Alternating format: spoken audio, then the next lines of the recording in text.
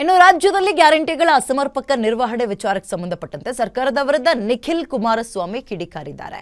ರಾಜ್ಯ ಸರ್ಕಾರ ತಮಗೆ ತಾವೇ ಆತ್ಮವಿಮರ್ಶೆಯನ್ನ ಮಾಡ್ಕೋಬೇಕು.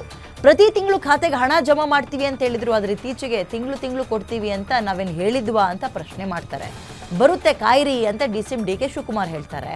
4 ತಿಂಗಳು ಹಣ ನಿಲ್ಲಿಸೋದು, ಒಂದೇ ತಿಂಗಳು ಮಾತ್ರ ಹಾಕೋದು, ಕಾಂಗ್ರೆಸ್ ಪಕ್ಷ ಮಾತಿನ ಮೇಲೆ ನಿಂತ್ಕೋಬೇಕು, ಇವರು ಮಾತಿನ ಮೇಲೆ ಇರಬೇಕು ಅನ್ನೋದು ಏನಿದೆ, ಅವ್ರ ನಾಲ್ಗೆ ಮೇಲೆ ಅವ್ರು ಯಾವತ್ತೂ ಬದ್ಧರಿಲ್ಲ ಈಗಂತ ಕಾಂಗ್ರೆಸ್ ವಿರುದ್ಧ ನಿಖಿಲ್ ಕುಮಾರಸ್ವಾಮಿ ಗುಡುಗಿದ್ದಾರೆ. ಕಾಂಗ್ರೆಸ್ ಪಕ್ಷದ ಹೈಲೈಟ್ಸ್ ಏನಪ್ಪ ಈ ಸಲ ಅಂದರೆ ಅದು ಗ್ಯಾರಂಟಿಗಳು. ಅದರಲ್ಲಿ ಬಹಳ ಪ್ರಮುಖವಾಗಿದ್ದು ಹೆಣ್ಣುಮಕ್ಕಳಿಗೆ ತೀರಾ ಅತ್ಯಾಕರ್ಷಕವಾಗಿ ಕಂಡಿದ್ದು ಗೃಹಲಕ್ಷ್ಮಿ.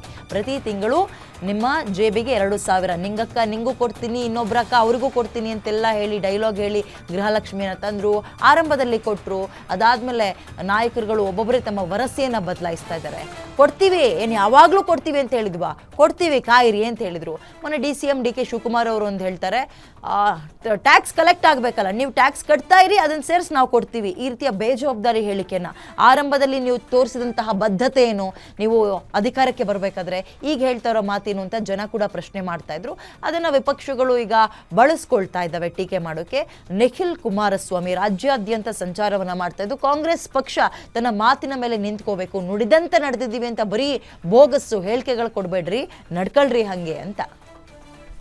ರಾಜ್ಯದ ಗೌರವಾನ್ವಿತ ಉಪಮುಖ್ಯಮಂತ್ರಿಗಳು ಒಂದು 4-5 ಕಡೆ ಮಾತಾಡಬೇಕಾದ್ರೆ ಯಾವಾಗ ಇವೆಲ್ಲ ಸಮರ್ಪಕವಾಗಿ ತಿಂಗಳ ಅವ್ರು ಕೊಟ್ಟಂಥ ಮಾತು ನಾವು ಕೇಳಿಲ್ಲ, ಜನ ಕೇಳಲಿಲ್ಲ, ಯಾವಾಗ ಹೋಗ್ತಾ ಇರಲಿಲ್ಲ ಅವ್ರ ಖಾತೆಗಳಿಗೆ, ಆಗ ಪಾಪ ಉಪಮುಖ್ಯಮಂತ್ರಿಗಳು ಒಂದು ಮಾತು ಹೇಳ್ತಾರೆ, ರೀ ನಾವೇನು ತಿಂಗಳ ಕೊಡ್ತೀವಿ ಅಂತ ಹೇಳಿದ್ವೇನ್ರಿ, ಯಾವಾಗಲೂ ಬರ್ತದಪ್ಪ, ಕಾಯಬೇಕು ಅಂದರು. ಅಂದರೆ MP ಚುನಾವಣೆ ಬರ್ತದೆ, 4 ತಿಂಗಳು ಇಟ್ಕೊಂಡಿರೋದು, ಒಂದೇ ಸಲ ಹಾಕೋದು. ಉಪಚುನಾವಣೆ ಬರ್ತದೆ, 3 ಉಪಚುನಾವಣೆ ಕ್ಷೇತ್ರಗಳಿಗೆ ಒಂದೇ ಸಲ 4 ತಿಂಗಳು ದುಡ್ಡು ಹಾಕೋದು. ಮುಂದೆ ZPTP ಬರೋವರೆಗೂ ಬಹುಶಃ ಕಾಯಬೇಕಾಗ್ತದೆ ಜನ. ತಿಂಗಳ ಏನು ಬರೋದಿಲ್ಲ.